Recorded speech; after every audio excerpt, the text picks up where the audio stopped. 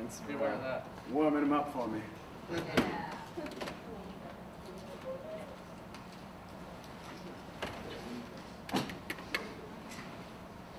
Just keep it going.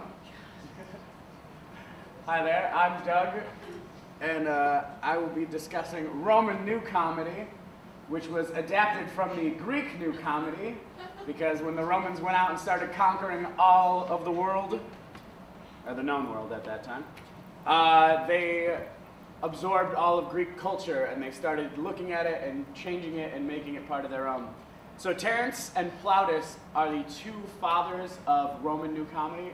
They're the people who are credited most with creating all of the translations of the Greek plays. Most historians will say that Plautus is the true king and he was the best playwright out there, but that's just not right.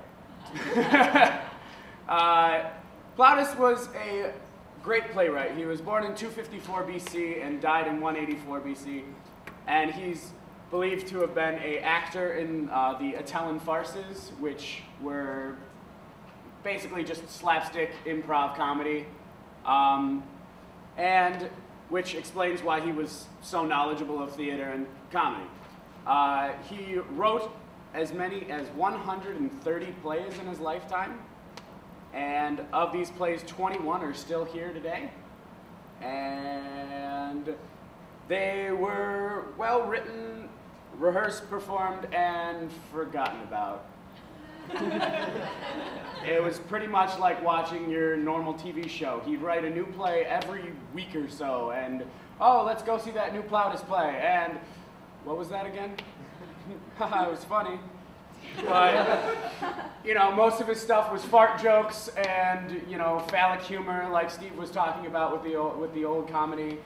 And that's pretty much what they like to go and see. When you didn't have, you know, movie theaters and TV shows to go watch, you'd go to the theater, and that's what life was. And so when all these historians are saying that Plautus was so great and Plautus was wonderful because he has 21 plays that are still here today, well, he wrote 120. I'd hope at least, you know, a couple would still be in existence. So I don't think that that's a good reason for him being a great playwright. The only playwrights from that time who existed were two, and Terence had a whopping 6 plays that still exist today. So when you look at 21 plays from Plautus and 6 plays from Terence, you're going to say, oh, well, Plautus must have been better. That's not true. Terence only wrote 6 plays in his lifetime, and all of Terence's plays still exist today. Terence was born in Carthage as a slave, and he was brought to Rome and was taken under the wing of his master and taught Greek and Roman and Latin and was just educated, and this is just a slave, and you wonder, why would he take a slave and make him all educated and tell him how to do things? And I don't really know. But it was Senator Terentius Lucanus, and they all had really cool names back then. And he educated Terence, and Terence began writing plays, and his first play, Andria, was read to the great Caecilius, who received it with great enthusiasm, and he basically had the slave come into his den at night while he was eating dinner, and he was like, all right, read me your play, and Terence was all dressed in cruddy clothes because he was a slave, and he starts reading, and about a page into his reading, Caecilius stopped him and said, come, join me, eat, and then we'll read your play after when I can actually enjoy it, because it was so well written.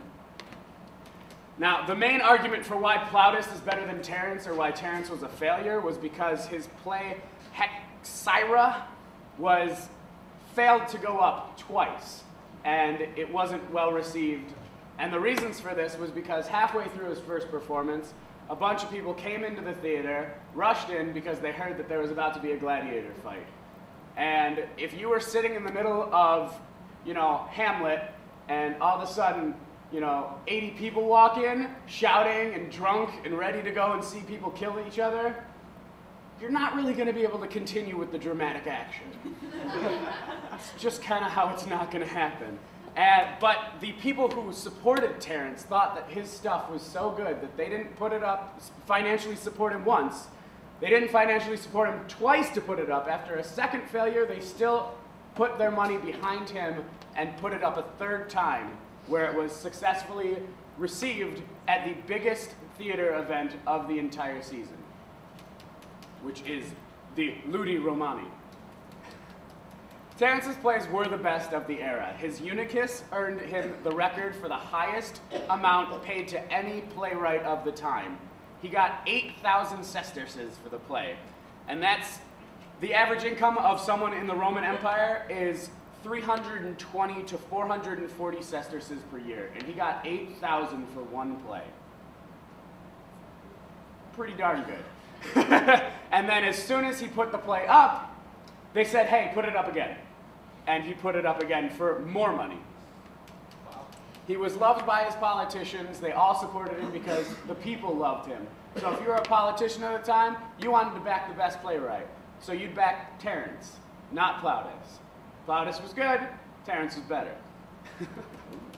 The only person of this time, which is why most historians say that, oh, Terrence wasn't that good, was because his competition was the only person out there writing about how bad his stuff was.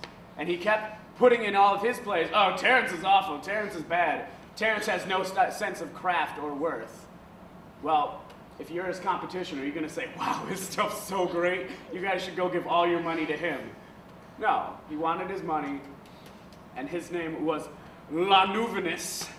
And he said, Terrence's content is thin and has feeble expression. And this was, you know, he just kept attacking Terrence because he wanted the money. And that's pretty much it. And yeah. Yeah, Terrence.